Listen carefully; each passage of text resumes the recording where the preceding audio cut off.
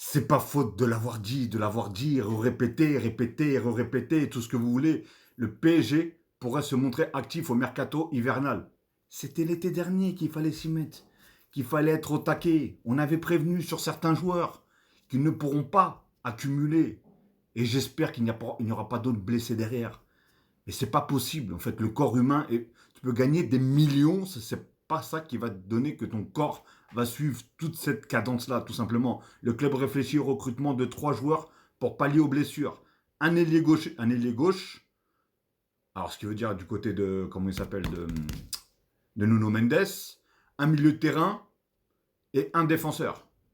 Ce qui veut dire que Zabarni, pour l'instant, il fait pas le boulot. Il fait pas le taf, tout simplement. Donc pour l'instant, on a qui comme défenseur? On a Pacho, on a Lucas Hernandez, ouais, c'est Lucas Hernandez. On a, comment il s'appelle, Marquinhos, et on a Zabarni. Si je me trompe pas, il y a que, ouais, il y a que ça. Donc voilà, mais les gars, les deux là, vous êtes gentils, mais il fallait s'y prendre à l'avance. Parce que tout le monde sait que, voilà, le mercato hivernal, c'est jamais la folie.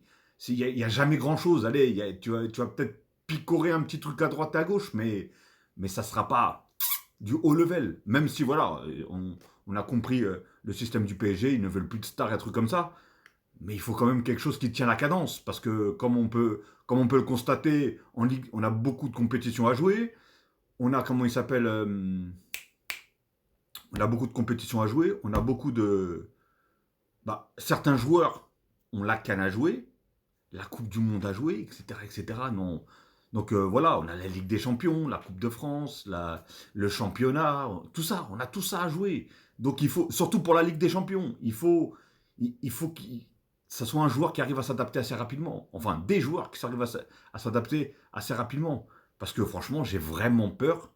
Déjà, on est en début de saison, quand je vois le château de cartes, j'ai l'impression que c'est un château de cartes. Les uns après les autres commencent tous à se blesser. Et c'est pratiquement que des blessures musculaires. Ça en dit long, tout simplement. Ça en dit long. Donc dites-moi ce que vous en pensez. Et d'ailleurs, dites-moi quel gaucher vous auriez été chercher, quel milieu de terrain vous auriez été chercher et quel défenseur vous auriez été chercher. Dites-le moi dans les commentaires.